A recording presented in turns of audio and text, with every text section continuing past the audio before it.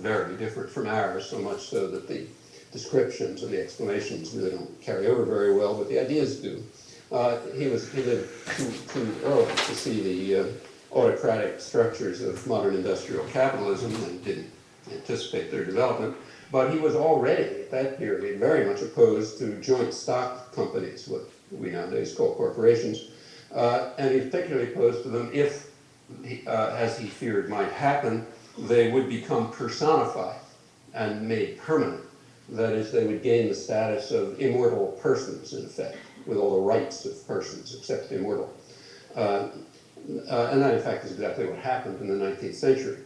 If you look at one of the major parts of American 19th century history, is the creation of corporate power by government decision, and the turning corporations, which used to be sort of public interest groups like build a bridge or something, into immortal persons with the rights of persons, which if you have corporate power means vast rights, well beyond any real person.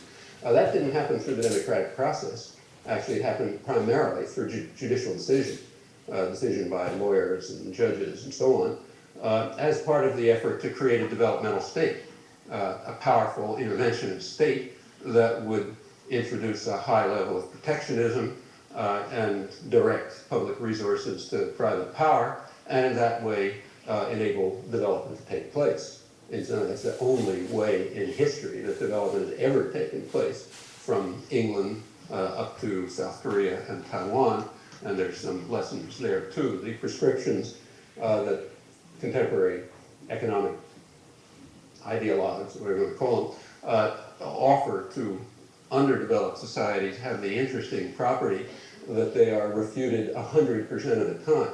If you can find one case in history of a society that's developed by those rules or even marginally using them, it would be interesting to hear about it. Nobody's come up with one yet. There are cases of societies that have followed those rules, and they're mostly basket cases. Again, something worth looking at when you read primers on free trade and so on the front pages of the New York Times. Well, again, that's the other topic I'm not talking about. The judiciary in the 19th century did create the permanent, the immortal persons that Adam Smith was so concerned about. And again, his worst fears were realized. Adam Smith, though again, it's a very different world that he was describing, and the arguments don't get argued about whether they went through for his world, they don't go through for ours. Nevertheless, the ideas are interesting, and the beliefs, and worth paying attention to. This is part of the system of classical liberal thought, the basis for modern libertarian theories of freedom and democracy. He held that markets could function properly only under conditions of relative equality. And he also thought, and gave a long argument to try to show, that liberty would lead to equality. Either to absolute perfect liberty would lead either to absolute equality or to continual tendencies toward equality. And insofar as we don't attain that state of equality, or near equality, insofar as that's not realized, that simply indicates that we've not attained the state of liberty, of perfect liberty. Well, of course, the discrepancies are vast and growing, and that gives you a measure of how far we are from liberty in any sense that someone like Adam Smith would have recognized. He held, in fact, that only under conditions of relative equality and tendencies toward equality would market competition be efficient or fair, and thus able to contribute to its further ends.